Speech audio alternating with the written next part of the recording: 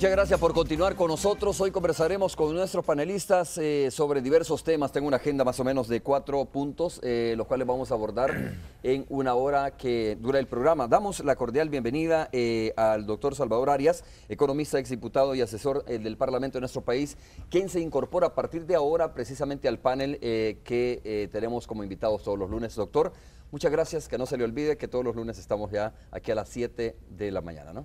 Gracias, Romeo. Es un gusto bienvenido, estar aquí con todo el equipo. Benjamín, bienvenido también. Muchas gracias. Gracias. Gracias también, Álvaro, por estar con nosotros. Un gusto estar aquí. Y bueno, Roberto, gracias también. Igualmente, gracias. Siempre es un gusto estar aquí. ¿Con qué tema quieren comenzar ustedes? A mí me ha impresionado mucho Con ninguno quieren comenzar, excepto Roberto. Que han pasado al archivo ya de una manera definitiva el caso de los inspectores de la PNC que tenían causas pendientes. Oficiales, ¿no? Comisionados, subcomisionados, algunos de ellos. Da la impresión de que al que nombraron, lo nombraron para eso, es decir, para pasar al archivo. ¿Al inspector general? Al inspector general de la policía. Eso me ha impresionado porque no lo teníamos en la lista. Sí, es un tema de verdad bastante delicado, creo yo. Esta es una investigación que se siguió en el marco de la administración de Zaira Navas. Hubo mucho, se escribió sobre ese tema y al final termina cerrándose, ¿no? Yo creo que vamos a tener más elementos, Roberto, para hablar sobre eso. Pero sí hay temas importantes. La elección del fiscal general de la República es un tema importante también. Las denuncias que está haciendo el partido Arena de supuesta compra de voluntades o diputados, se habla incluso de una cifra de diputados, 6 diputados. Alguien me dijo ayer, mire, eran 6, pero ya se arrepintieron 3 y quedan 3, ¿no? Digo, este es una especie de rumor, hay que decirlo prácticamente, ¿no? Se podría materializar, no tenemos elementos como para decirlo, pero tomando en cuenta los antecedentes que se han dado en este país, no sería raro que haya una nueva fisura al interior del partido Arena, producto de situaciones como las que estamos diciendo. El tema de los homicidios también es importante. Si tenemos tiempo vamos a hablar también sobre el aumento en el precio de los alimentos.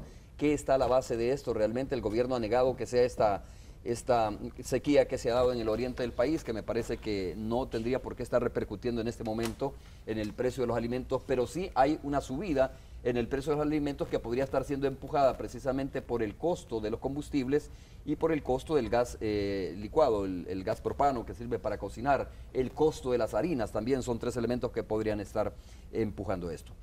Doctor Arias, ¿está electo el fiscal general de la República para usted?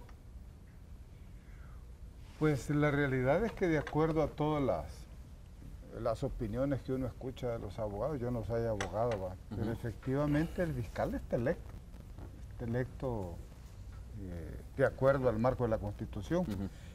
La discusión sigue en lo mismo, ¿verdad? Que dicen que unos dicen que es inconstitucional y otros que no, porque los mismos argumentos que se utilizaban. Lo otro que se sigue diciendo que fue un actuar de los 4 magistrados de la Corte Suprema de Justicia queriendo ir más allá de lo que les da la Constitución. Entonces es un tema político. Yo la vez pasada que estuve acá con ustedes, bueno, no estaba Benjamín, sí, andaba de viaje en ese momento. Le dijimos que iba a venir usted y se ausentó entonces.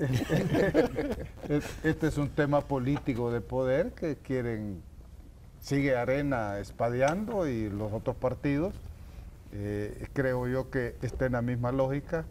Al final políticamente decidieron el problema de los magistrados de la Corte Suprema de Justicia y el fiscal ahí está. Pues ya o sea, para usted no habrá que elegir de nuevo, no habría que elegir de nuevo. Para mí no habría que elegir de nuevo. Yo te digo una cosa, yo tengo una visión en eso, que yo, o sea, es tanto el sistema, es tan sistemático el manejo y la manipulación de la Constitución que se ha hecho durante todos estos años, que agarrarse de ese punto para querer invalidar una correlación política que se dio en un momento dado cuando todavía el Frente Gana y CN tenían mayoría para poder elegir el fiscal y los magistrados de la Corte.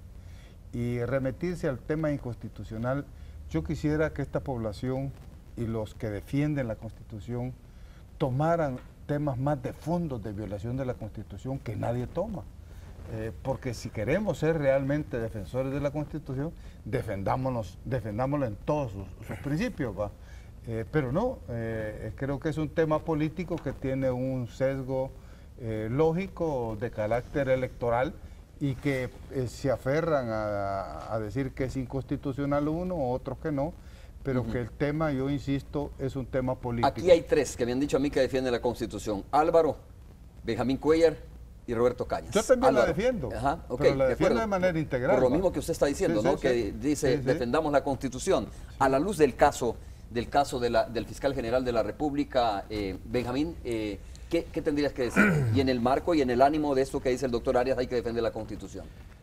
Mira, Romeo, los encontrones que nosotros hemos tenido con los diferentes fiscales generales de la República, al menos cuando yo he estado al frente del IDUCA desde hace 20 años, han sido precisamente por la defensa de la Constitución integral, ¿verdad?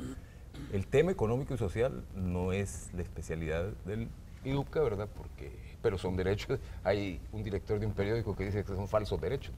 Los derechos económicos no es el mundo. Izquierdos humanos Sí, también. le dicen. izquierdos humanos. Sí lo hacemos, ¿verdad? Pero fundamentalmente nos hemos centrado en combatir la impunidad, ¿verdad? Y sobre esa base, por citar un ejemplo, no porque sea el más importante, sino que el más conocido es el caso de la masacre en la UCA. Y la base nuestra para defender la Constitución es precisamente alegar que ahí hubo autoamnistía, ¿verdad?, prohibida por la Constitución, y que hubo violación a derechos consagrados en el artículo 2. Ambos artículos se plantearon como excepciones que no podían incluirse en la amnistía, ¿verdad? Por ese tipo de delitos no podía amnistiarse a nadie. Esa es la batalla que hemos dado, al menos yo, durante 20 años. En el caso de los fiscales generales de la República, hasta ahora ha sido un funcionamiento que ha dejado mucho que desear, ¿verdad? Si no, por no decirlo más duro todavía, ¿verdad? Y en ese sentido, ¿verdad?, yo lo que pondría aquí sobre la mesa es cómo, si Salvador Sánchez Serén, candidato a la presidencia de la República, ahora decía en el 2006 que esto que se está haciendo ahorita, o que se hizo ahorita, era una burla a la decisión del pueblo salvadoreño. ¿En qué sentido es una burla? ¿En qué sentido? Votar, cuando ya habían habido elecciones, ¿verdad?, tenían que esperarse a que la legislatura, que había sido la correlación de fuerzas que había quedado en la legislatura, fuera la que votara el tercio de magistrados de la Corte Suprema de Justicia y el fiscal general de la República. Y traigo a colación también, ahí si no sé si Salvador, si Lionel fue quien dio declaraciones, pero que sí estoy seguro que fueron Cifrido Reyes y creo que o Lorenzana o Norma Guevara, de que Astor nunca iba a ser fiscal general de la República. Astor Escalante, o sea, partamos primero del procedimiento y después de la persona. Entonces, si hay una sala de lo constitucional que da el primer paso para resolver estas cosas, esto nos abre las puertas para combatir otras cosas también en la defensa integral de la Constitución, como por ejemplo el caso de la amnistía, ¿verdad?, para los criminales. Pero vaya, y solo quiero hacer un paréntesis, ahora que recuerdo la amnistía, y no lo vamos a tocar ese tema, pero ojalá yo hubiera querido ese operativo para agarrar a un ladrón de celular en la Guardia Nacional en agosto del año pasado, cuando estaban ahí 9 militares escondidos. Ojalá se hubiera hecho. Ese es defensa integral. Benjamín, solo para terminar esta primera intervención tuya, yo no sé si al final Astor va a ser o no va a ser, pero la pregunta es, Astor es como se llama, el procedimiento que se utilizó para elegir a Astor, ¿es el correcto o hay que elegir de nuevo? No es el correcto, y eso lo viene diciendo el FMLN desde el 2006. Ahora ha cambiado, eso es otra cosa. Pero altos dirigentes del FMLN, incluido su candidato a la presidencia, lo dijo en el 2006. Para ti hay que elegir de nuevo. Siendo jefe de bancada, ¿verdad? Ok, Álvaro. Para mí está clara la resolución de la Sala Constitucional. Yo no sé cómo es que en un país que hay Estado de Derecho se puede dudar de las resoluciones de un tribunal, ¿verdad? Y por supuesto peor cuando es la Sala de lo Constitucional, que está claramente definido en la Constitución que no tiene apelación sus resoluciones. Yo también a veces me da dudas y me quedo incluso desilusionado de la incoherencia del FMLN. Yo recuerdo en el 2006, incluso al doctor Arias, por cierto, El Mundo, yo revisando los archivos de esa época, El Mundo fue el diario que más espacio dio al FMLN para quejarse de esa doble elección, ¿verdad? Entonces, evidentemente, la Constitución la defendieron muy bien en ese momento. Irónicamente, en aquel momento Arena fue la violadora de la Constitución, precisamente con los mismos partidos que hoy el FMLN está aliado, ¿verdad? Yo sí creo que hay que elegir de nuevo. Creo que tiene que elegirse un fiscal decente, independiente, con una trayectoria correcta, no un instrumento político ni del bloque oficialista ni del bloque de Arena. Hay que definitivamente en este contexto del país necesitamos un fiscal que sea valiente, que sea independiente. Miren, la situación no solo local sino regional se está complicando. Ahí vemos a los marines norteamericanos metidos en Guatemala y en Honduras combatiendo a los Zetas. La situación del crimen organizado no es un juego, ¿verdad? Ok, Roberto, tu opinión respecto a este tema de la constitucionalidad, o hay que elegir de nuevo el procedimiento sobre todo, ¿no? El método de análisis que yo prefiero es análisis concreto de situaciones concretas. Lo concreto es que hay un fallo de la Sala de lo Constitucional que plantea que hay que volver a elegir en base a la lista. No hacerlo se llama desacato. No hacerlo es sentar un precedente nefasto en términos del cumplimiento de la Constitución. Es decir, si el presidente de un órgano del Estado dice que no cumple los fallos de la Sala de lo Constitucional, de ahí en adelante está abierta la puerta para que cualquiera diga que como a mí no está de acuerdo a mis intereses, entonces tampoco cumplo los fallos de la Sala de lo Constitucional. Entonces el tema es grave. Además que esto tiene atrás la cuestión de cómo es parte de la costumbre política en El Salvador de dividirse cuotas para el control de los órganos del Estado. Entonces eso es lo que está atrás de esto. Y usar el tema del fiscal como un mecanismo de seguridad para quienes lo eligen. Es decir, hay que decirlo con toda claridad, con todas sus letras. El fiscal debería, según la Constitución, defender los intereses del Estado y de la sociedad, pero los intereses que se busca que defienda son los intereses de quienes lo ponen. Y hay una regla de oro en El Salvador no escrita, que los presidentes de la República, una vez que han dejado su cargo, no son investigados de ninguna manera, ni mucho menos por corrupción. Entonces, claro, no es el caso de Costa Rica, no es el caso de otros países, y entonces se busca pues esta elección del fiscal no para lo que realmente la Constitución dice, sino que es un mecanismo de protección. Levantó la mano el doctor Arias. Sí, mira, yo creo que nosotros tenemos un problema institucional del país, grave, ¿verdad? Que tenemos que corregirlo. La misma Constitución creo que tiene que ser corregida. Te digo, todos los que estamos aquí, los cuatro, incluyéndote a ti, somos políticos y sabemos cómo ha funcionado y funciona esto. A mí que me digan que la Corte Suprema de Justicia y la Sala de lo Constitucional ha funcionado en base a la Constitución siempre, pues yo sinceramente, como lo he visto en la concreta también, cómo funcionan y cómo hacen y deshacen y cómo han sido manipulados, hay un principismo que yo no acepto. Yo creo que el país debe de cambiar en desarrollar institucionalidades que realmente representen proyectos más allá de personas. Y te voy a decir una cosa, la Sala de lo Constitucional y toda la Corte Suprema de Justicia, lastimosamente, funciona como un instrumento de negociación. Claro, pero entonces, ¿no debería ser así o debería ser así? No debería ser así, pero por eso te digo que tenemos que ir más allá, pero que represente el fiscal intereses políticos y al final la Sala de Constitución. Es que así es. Ahora, que mira, el Estado, yo quiero traer un concepto. El Estado representa intereses de clase. Los estados neutros no existen, esa es una utopía, esa no es la realidad de estos países. Los estados representan intereses de clase y el Estado salvadoreño, así ya brevemente, así hay un programa de radio el día viernes, se decía, hagamos el análisis de la historia del Estado salvadoreño, pero todo el mundo es así. Este Estado ha representado los intereses de la oligarquía desde siempre, pues, por sintetizar el nombre de la oligarquía. Doctor, mire, yo quiero decir una cosa. Aquí lo que se ha cuestionado es, aquí lo que se ha cuestionado es, no se ha dicho con esta palabra que yo lo voy a decir, pero es cierto, ¿no? Se ha cuestionado una doble moral del FMLN, ¿ya? En términos de decir, mire, yo he dicho que jamás votaríamos por Astor Escalante, hoy resulta que sí lo apoya, y obviamente cuando el FMLN dijo no puede ser que Arena con su gente, con sus otros partidos se elija dos veces, eso lo denunciamos y no estamos de acuerdo, ahora resulta que lo está haciendo el FMLN. Yo le estoy poniendo el término ese, ¿no? Porque quiero escuchar su opinión respecto a este tema. Yo creo que el FMLN es un partido político, que está haciendo política y está tratando de construir un poder diferente en este país. ¿Pero qué tipo de política? Que lo que pasa es que mi punto de vista, nosotros nos metimos como partido a seguir tratando de cambiar este país, cambiar este Estado, usando las reglas de este sistema.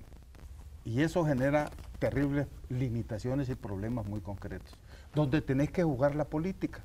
Entonces, yo creo que los compañeros que han dicho las expresiones que tú has mencionado, deberías de invitarlos tú y discutirlos con ellos. No, si lo acaba de decir Benjamín Cuellar, aquí está a la par, ¿no? No, pero te digo, deberías de invitarlos y discutirlo con ellos, porque lo han dicho, ¿verdad? Porque el juego político es así. Yo no puedo decir, mira, en la política, y ustedes son políticos también, toda mi vida, Luis. ¿verdad? Entonces, yo he sido diputado y hay cosas de principios que sí son importantes, pero el manejo político es válido, hombre. Ok, Benjamín.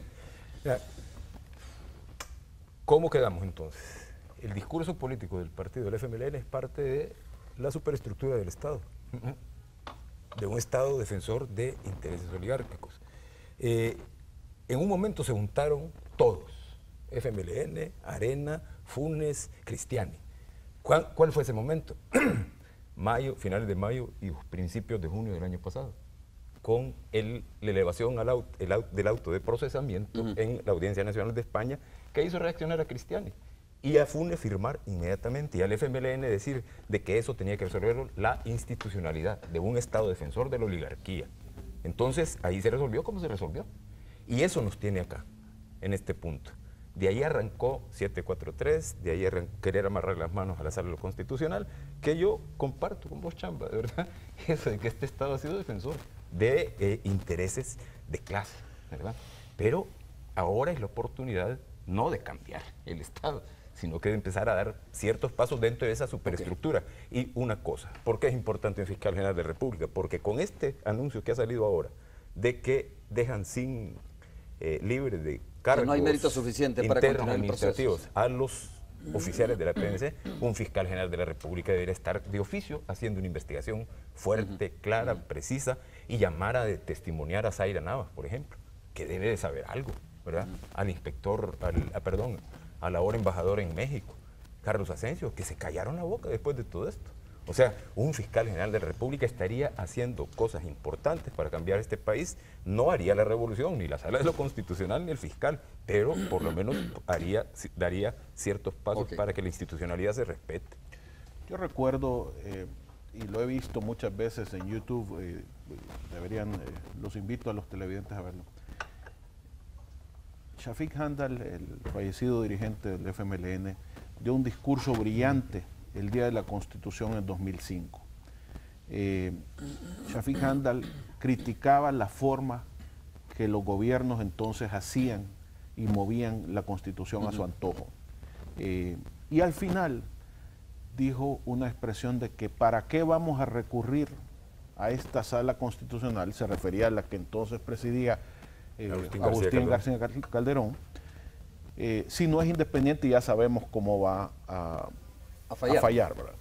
En el 2006, cuando se produjo esta elección, aquí tengo el PDF del candidato Sánchez Serén, entonces jefe de fracción, decía: se ha respetado el proceso, han buscado esa forma de elección para no buscar entendimientos con el FMLN.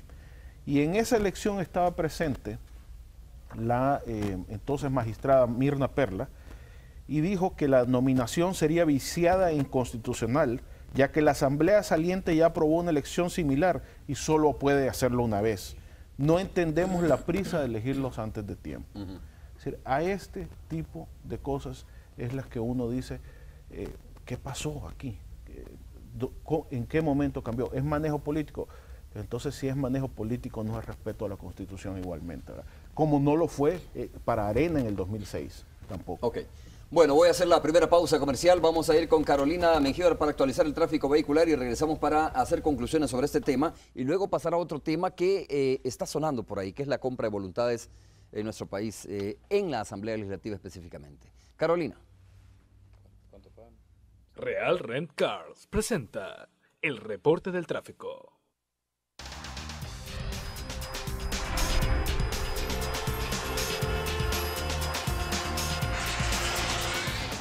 Gracias, Romeo. Un saludo muy cordial a todo tu staff de Libres de Opinión. Y cuando son las 7:24, sin duda, para quienes se ha complicado el tráfico a esta hora de la mañana, para nuestros amigos automovilistas que deben transitar sobre el corazón de la capital, debido a que, como ya lo informaba nuestra compañera Isabel Melara, debido a la inauguración del mes cívico y el acto que se realizará en el Palacio Nacional, los contornos, las calles están bloqueadas, esto específicamente en la avenida Cuscatlán y la cuarta calle Poniente y segunda calle Poniente, por lo que le recomiendo tomar rutas alternas. De inmediato, ¿qué sucede en la Alameda Roosevelt gracias a las cámaras de IBW? Como vemos, largas filas de vehículos en el carril que viene desde el norte de San Salvador hacia el centro pues, de la capital. Así que tómalo en cuenta si necesita transitar sobre esta arteria, debido a que está pues, bastante pesado el congestionamiento, mientras que el carril contrario pues, luce despejada a esta hora de la mañana. De inmediato pasemos a observar que nos muestran las cámaras en el Boulevard de los Próceres. En este caso, fluido, mayor carga vehicular en el carril que viene desde el Monumento del Hermano Lejano hacia Santa Tecla, pero está circulando por el momento. Excelente opción si usted pues, viene para pues, Santa Tecla o la Ceiba de Guadalupe y viceversa. De inmediato, pues les informo que a través de nuestra cuenta de Twitter nos están informando de que hay tráfico lento en la calle sobre la carretera, sobre el Boulevard del Ejército, esto específicamente a la altura de Ilopango, debido a un semáforo que está ubicado en cercanías de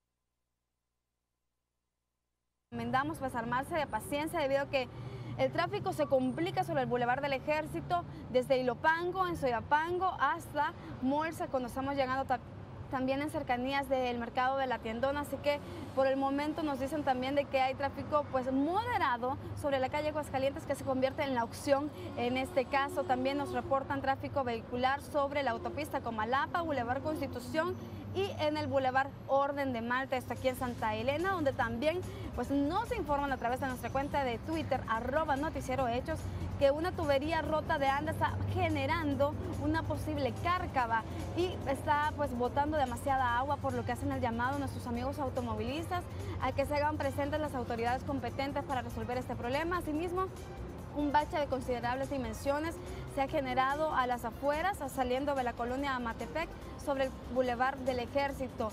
Este pues está lleno de agua y los automovilistas tienen poca visibilidad, lo que puede generarles daños a sus vehículos u accidentes de tránsito en todo caso. Asimismo, pues nos están informando que el tráfico sobre la carretera panamericana, esto a la altura del Lourdes Colón, está bastante complicado hacia Santa Tecla. Con eso nos vamos a pausa comercial, pero regresamos con mucha más información en Hechos AM. Real Rent Cars presentó el reporte del tráfico.